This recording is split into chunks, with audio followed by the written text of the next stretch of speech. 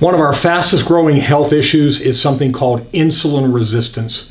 It's where insulin in the body, which is a hormone and helps grab a hold of sugar, and it puts sugar into our cells, becomes resisted at the cell level.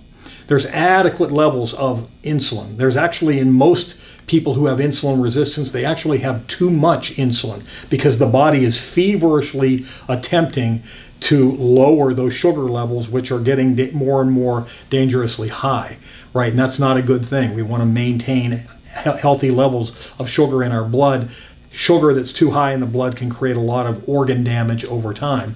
But I want to take you down to the cell level, and I want to show you what's happening here. But every doctor knows about insulin resistance, and they're telling their patients the fact that they're pre-diabetic or they're diabetic. That's insulin resistance. And they can check insulin in the blood, and you'll see that in the beginning especially, insulin levels will be quite high. You can have just lots and lots of insulin. And then the question would be, well, if that's the hormone that's supposed to grab a hold of sugar and then put it in the cell, why is the person's sugar level going up? Why is it elevating when they have all of this hormone to do the job? Well, the cell has become resistant. It's like they're not hearing the message.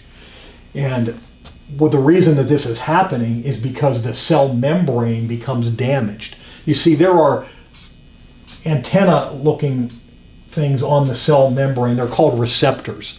Receptors are where insulin has to attach, and then it sends its signal in, and then sugar levels go in. It grabs a hold of sugar and it puts it into the cell. Sugar levels are maintained in the blood that way. But whenever the cell membrane becomes damaged, maybe it's too many toxins in a person's life, maybe it's a bad diet, maybe it's too much stress. There are other things too, but there are things that we do daily, especially as Americans, that tend to drive this membrane damage and then subsequent inflammation.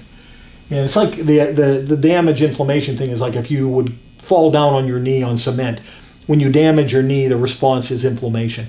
When we damage our cell membrane, the response is inflammation.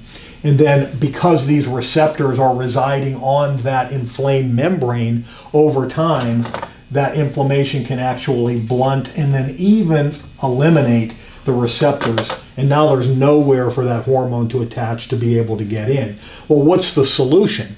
Well, a person could take medication.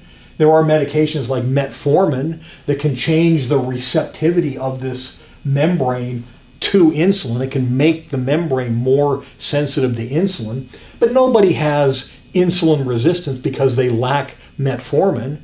I'm not saying people shouldn't take it. I'm not making that judgment. I'm just saying that if we want to really get to the root cause, we've got to identify what's happening down at that level. And nobody's lacking metformin, so while it may make a change in the insulin, in the ability to get it in, and it can lower blood sugars, and it may even be necessary for a period of time, ultimately, if you want to fix it, you've got to address the reason why those receptors have become damaged and blunted, and why that cell has become resistant to insulin.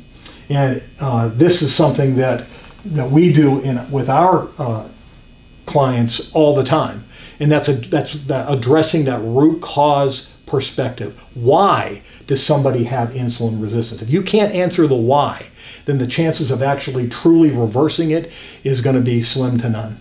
So I hope this was helpful for you. If you want to know more about what's causing this really epidemic situation in our body, it's not just insulin. It can be thyroid hormones. It can be estrogen. It can be testosterone. A person might have trouble losing weight. That's called leptin resistance.